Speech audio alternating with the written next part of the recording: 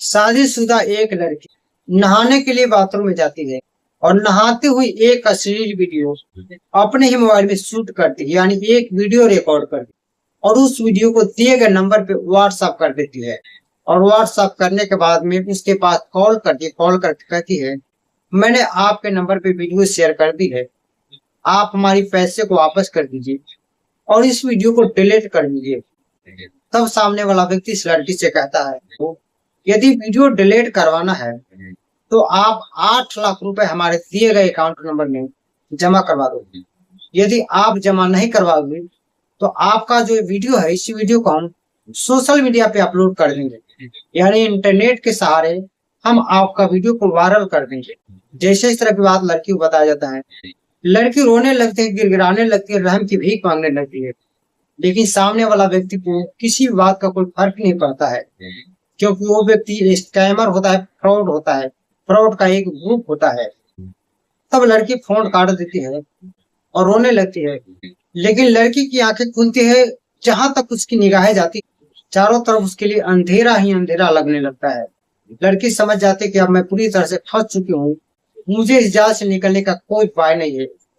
आनंद फानन में लड़की अपने घर के अंदर प्रवेश करती है और घर के अंदर गेट लॉक कर देती है अंदर से, और उस घर के अंदर छत में लगा हुआ पंखा जिसमें लटक जाती है सुसाइड के लिए। लेकिन खिड़की के माध्यम से किसी को पता चल जाता है कि लड़की सुसाइड कर रही है और कई लोग वहां पर इकट्ठा हो जाते हैं और किसी तरीके से उस घर के अंदर लगे हुए जो गेट था उस गेट को तोड़ते हैं और तोड़कर घर के अंदर कई लोग प्रवेश करते हैं और लड़की की मम्मी पापा भी जाते हैं। लड़की की पापा अपनी बच्ची को बचा लेते हैं और बच्ची को सीने से लगाते हैं और कहते हैं बेटा आखिर कौन ऐसी ख्वाहिशें थी जो मैंने तुम्हारी पूरी नहीं की, क्या वजह हो सकती है जो तुम सुसाइड करने पर मजबूर हो गई। तब लड़की अपने पापा की सीने से लपट कर रोने लगती है और लड़की जो बताती है वो सुनकर सिर्फ एक पापा को नहीं बल्कि सोशल मीडिया के माध्यम से जैसे खबर लोगों तक फैलता है, हर इंसान की आंख से खून की आंसू बहने लगता है। आखिर क्या हुआ, कैसे हुआ, इस घटना को सच्चाई को जानने के लिए बने रहिए आप हमारे इस वीडियो के अंत तक। तो मैं हूं लाल साहब राय और आप देख रहे हैं टू फ्रैंक स्टोरी। दोस्तों आज का जो सच्ची घटना मैं सुनाने जा रहा हूँ, ये घटना है उत्तर प्रदेश की। उत्तर प्रदेश के एक जिला लगता है कौशाम्बी, और कौशाम्बी जिला का एक थाना लगता है पोखराज। पोखराज थाना का एक छोटे से गांव का रहने वाली है लड़की, जिस लड़की का नाम होता है रेशमा। रेशमा जो नाम है काल्पनिक नाम है, असली नाम हम ले नहीं सकते क्योंकि हर किसी की प्राइवेसी होती है। रेशमा की कहानी शुरू यहाँ से होती है। रेशमा शादी होकर जब अपने ससुराल जाती है तब कुछ दिन अपने ससुराल में बिताती है और थोड़ी थोड़ी बात को लेकर रेशमा और रेशमा के पति में विवाद छिड़ जाती है, यानी लड़ाई झगड़ा हो जाती है। और लड़ाई झगड़ा होने की वजह से रेशमा अपने मायके आ जाती है, यानी अपने पापा के घर में रहने लगती है और कई महीने से अपने पापा के घर में रह रही थी। रेशमा जो थी वो पढ़ी लिखी लड़की थी। रेशमा चाहती थी कि मैं अपने पापा के ऊपर बोझ बनकर कब तक रहूंगी, इसलिए रेशमा नए नए तरीके जानने के लिए, बिजनेस की आइडिया के लिए रोज सोशल मीडिया के पन्ना पलटती रहती थी। वो चाहती थी कि मैं कुछ करूं, कुछ बिजनेस करूं जो मैं अपने पापा के ऊपर बोझ बनकर ना रहूं।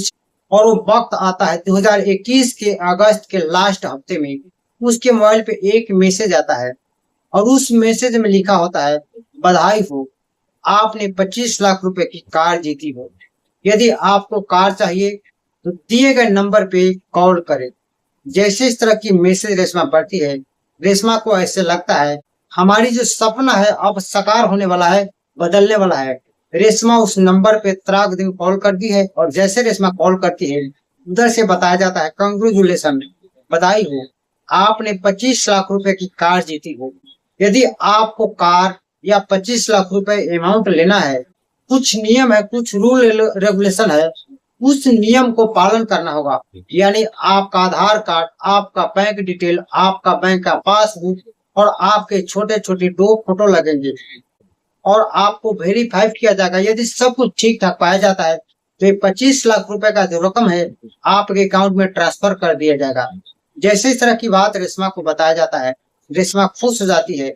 लेकिन रेशमा ये बात किसी को नहीं बताती है क्योंकि रेशमा चाहती कि 25 लाख रुपए जब आ जाएगा तब मैं अपने मम्मी पापा को या गांव वालों को या रिश्तेदार को तब बताऊंगी, सबको सरप्राइज दूंगी।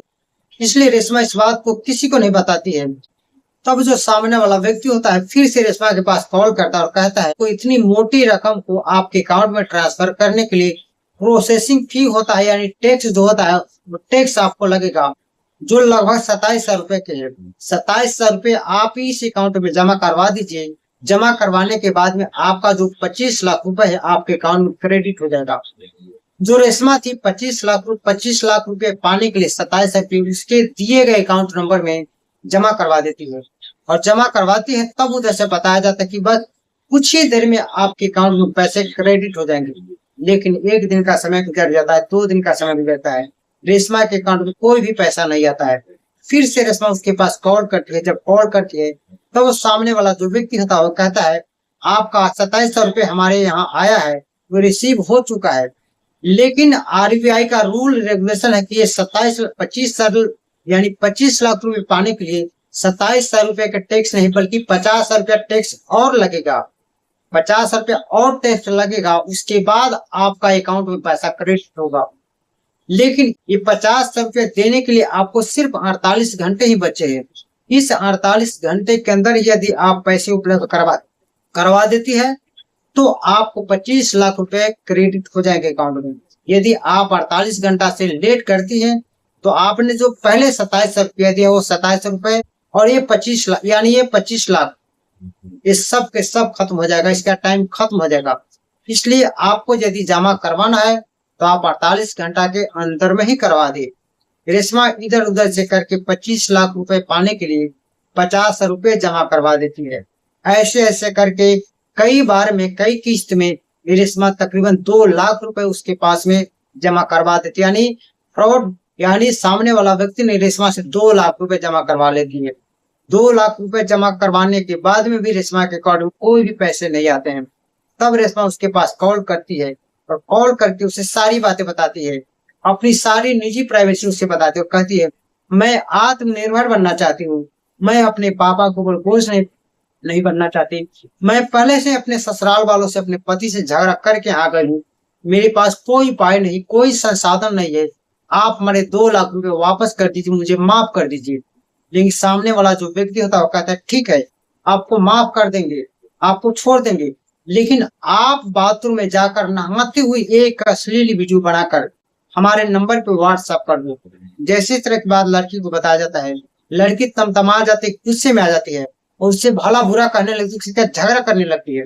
लेकिन सामने वाला जो व्यक्ति होता है स्कैमर होता है, फ्रॉड का ग्रुप होता है, इसलिए उसको इस बात से कोई फर्क नहीं पड़ता कि लड़की क्या कर रही है। तब वो व्यक्ति लड़की से कहता है चाहे तुम कुछ भी कहो, लेकिन आप यदि अश्लील वीडियो हमारे इस नंबर पे व्हाट्सएप कर दोगी तो आपका 2 लाख रुपए भी हम वापस कर देंगे और इन पैसों से आप आत्मनिर्भर बन जाओगी, अपना एक सेटअप तैयार करोगी, एक बिजनेस कर लोगी और आराम से जीने लगोगी। बस इतना कहता है, फोन काट देता है। फोन काटने के बाद में तकरीबन 2 से 3 दिन बीत जाती है और रेशमा के मन में ये बात आने लगती है कि अब मैं 2 लाख रुपए उनके अकाउंट में जमा करवा दिए, जो तकरीबन 50 रुपए मेरे थे, लेकिन 1.5 लाख रुपए जो मैं इधर उधर से लेकर जमा करवाई हूँ कर्ज पैसे लेकर, उस पैसों को मैं कैसे चुकाऊंगी। इसलिए रेशमा समझ जाती बात को और अपनी मोबाइल लेकर नहाने के लिए बाथरूम में जाती है और नहाती हुई अश्लील वीडियो अपने मोबाइल से शूट करती है और उस स्कैमर के व्हाट्सएप पे शेयर कर देती है और शेयर करके कहती है कि हमारे पैसे वापस कर लो और इस वीडियो को डिलीट कर लो। तब सामने वाला व्यक्ति जो होता है वो कहता है यदि इस वीडियो को डिलीट करवाना है तो आप 8 लाख रुपए हमारे अकाउंट में जमा करवा दो। यदि जमा करवाओगी तो हम आपका वीडियो को डिलीट कर देंगे। जैसे जमा करवाने की बात आती है लड़की रोने लगती है, गिड़गिड़ाने लगती है। लड़की समझ नहीं पाती कि आखिर वो करे तो क्या करे। वो व्यक्ति कहता है कि यदि जमा नहीं करवाओगी तो आपका वीडियो को हम वायरल कर देंगे, सोशल मीडिया पे अपलोड कर देंगे। इस डर से लड़की अब अपने ही घर में, अपनी माँ के घर में चोरी करती है, यानी माँ की रखी हुई जेवर को दुकानदार के पास जाकर बेच देती है, जिससे तकरीबन 6 लाख रुपए मिलता है और उस 6 लाख रुपए को उस स्कैमर के अकाउंट में जमा करवा देती है और जमा करवा कर उसे फिर से कॉल कर कहती है अब मुझे माफ कर दो, मुझे बख्श दो और हमारी वीडियो को डिलीट कर दो। लेकिन जो सामने वाला जो व्यक्ति होता है, फ्रॉड होता है, स्कैमर होता है, उसे कोई फर्क नहीं पड़ता है और पैसे ऐंठने के चक्कर में लग जाता है। तब रेशमा को ऐसा लगता है कि अब मैं जी कर क्या करूंगी। तब रेशमा अपने आप को खत्म करने की फैसला लेती है और सुसाइड करने के लिए चली जाती है। जैसे सारी बातें रेशमा की मम्मी और पापा सुनते हैं, वो लोग को भी आंख से आंसू थमता नहीं है और जितने भी लोग ये सुन रहे थे, सबकी आंखें नम हो जाती है। और रेशमा की पापा उसे कहते कि बेटा, जो कुछ भी हुआ है ये अनजाने में हुआ है, इस गलती को हम माफ करते हैं। इसलिए माँ बाप अपने बच्ची को तसल्ली देते हैं, भरोसा देते हैं, उसे हौसला देते हैं और हौसला देते हुए अपनी बेटी को लेकर वो खराब थाने में जाते हैं और स्कैमर साइबर ग्रुप के खिलाफ FIR दर्ज करवाते हैं। तो दोस्तों, इस पूरी घटनाक्रम को सुनाने का मेरा उद्देश्य ये नहीं है किसी को परेशान करना, किसी को दिल दुखाना, बल्कि आपको सचेत करना, आपको जागरूक करना। बाकी इस विषय में आप क्या सोचते हैं? अपना राय हमें कमेंट बॉक्स में जरूर बताइएगा। वीडियो अच्छा लगा तो लाइक करें, चैनल पर नए हैं तो चैनल को सब्सक्राइब और दोस्तों में शेयर अवश्य कर दिया करें। फिर मिलते हैं किसी नेक्स्ट वीडियो में, तब तक के लिए अपना ख्याल अवश्य रखें।